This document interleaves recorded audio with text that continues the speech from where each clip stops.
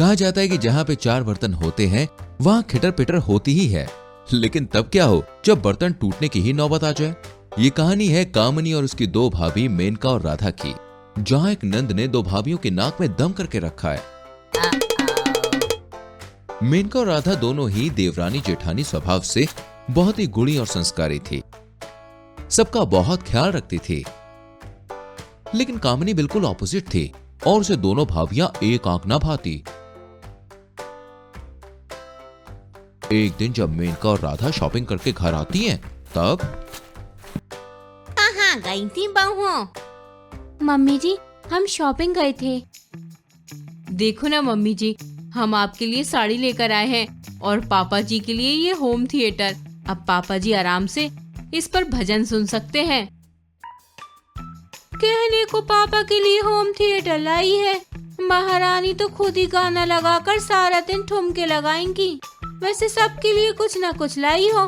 मैं तो दुश्मन हूँ ना तुम्हारी। दुश्मन नहीं, बदकिस्मती से ननद हो। ये 5,000 का सूट तुम्हारे लिए लेकर आए हैं। Oh no! सिर्फ दाम ज्यादा अच्छे होने से चीजें अच्छी नहीं हो जाती। देखो ना कितना फीका रंग है। अरे लाल गुलाबी होता तो प्यारा भी लगता, क्यों माँ? हाँ हाँ, सही कह रही है तू। पैसे क्या पेड़ पर उगते हैं? सामान लिया और वो भी ढंग का नहीं लिया। फिर सास बहुओं को खरी खोटी सुनाने लगती है। वही कामिनी ये सब देखकर मन ही मन बहुत खुश होती है। ऐसे ही एक दिन, खाना किसने बनाया है? बड़ा ही स्वादिष्ट बना है आज तो। पापा जी, मैंने और दीदी ने बनाया है। बहुत बढ़िया बना है बहुओं। और ये चुड़ैल क्या कर रही थी? Oh no!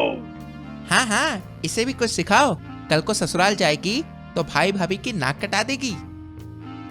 इतना सुनते ही मानो कामिनी तिलमिला जाती है और अपमान का घूंट पीकर रह जाती है। वही सभी हंसी ठिठोली करते हुए खाना खाने लगते हैं। ये राधा कितनी कमीनी है, अब तो इसे बताना ही होगा।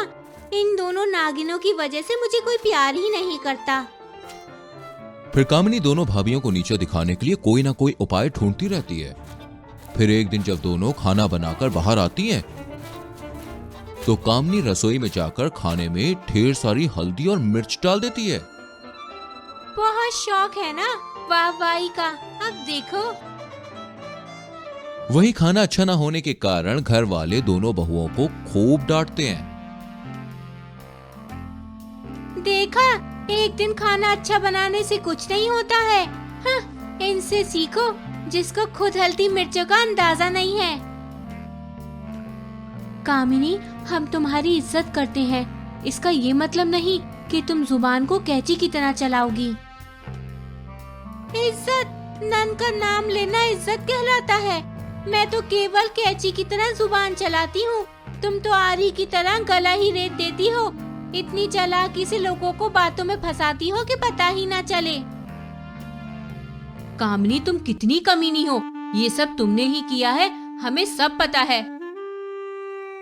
हाँ हाँ, हवा में तीर चलाओ बस। अपनी गलती का बोझ दूसरे के सर न धरो। इस तरह नंद भाभी में खूब लड़ाई होती है, जिसके बाद दोनों भाभियां कामिनी पर नजर रखने लगती हैं। वही कामिनी भाभी को नीचे दिखाने के लिए अब कहीं भी कोई कसर नहीं छोड़ती। साफ सफाई के बाद कभी फर्श पर पानी गिरा देती है, तो कभी इस्त्री किए हुए कपड़े जला देती है। और इससे भी उसका पेट ना भरा तो भाभियों के चरित्र पर आरोप तक लगा देती है, जिससे घर में बहुओं की कोई भी इज्जत नहीं रह जाती। ये कामिनी तो बहुत ज्यादा कमीनी हो गई है। इसका कुछ तो करना ही होगा। दीदी, वो हमारी ननद है, हम उसका बुरा तो नहीं कर सकते ना। सबक तो सिखाना ही होगा ना, ऐसे घर परिवार नहीं चला करते। फिर एक दिन, अब बहुत हुए ये छोटे मोटे गेम। इनको घर से निकालना है तो कुछ तूफान ही करना होगा। फिर जब दोनों बहुएं कार से मार्केट जा रही होती हैं, तभी कामिनी बोली, ये लो पैसे, और काम समय से हो जाना चाहिए। तुम बेफिक्र रहो, एकदम सफाई से काम होगा, कान में मक्खी तक नहीं भिनभिनाएगी। वहीं मेनका जब कार चला रही होती है तभी जग्गू सामने से ट्रक लेकर आता है और जैसे ही वो कार को टक्कर मारने जाता है तभी मेनका कार का रूट चेंज कर देती है, जिससे कार जाकर पेड़ से टकराती है। वहीं ट्रक इम्बैलेंस हो जाता है और कामनी उस समय वापस घर को जा रही होती है और उसी ट्रक से उसका एक्सीडेंट हो जाता है और उसे काफी चोट आती है। ये क्या, ये तो कामिनी है।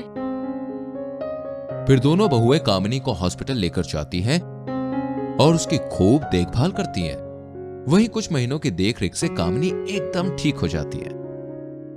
भाभी मुझे माफ कर दो, मैंने ही उस दिन गुंडे भेजे थे एक्सीडेंट करने के लिए।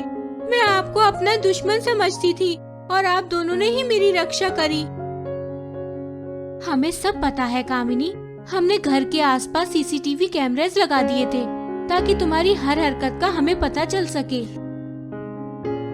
वहीं कामिनी को बहुत शर्मिंदगी महसूस होती है। उसने जिसका बुरा सोचा वही भाभियां मां से बढ़कर उसे सपोर्ट करती रहीं।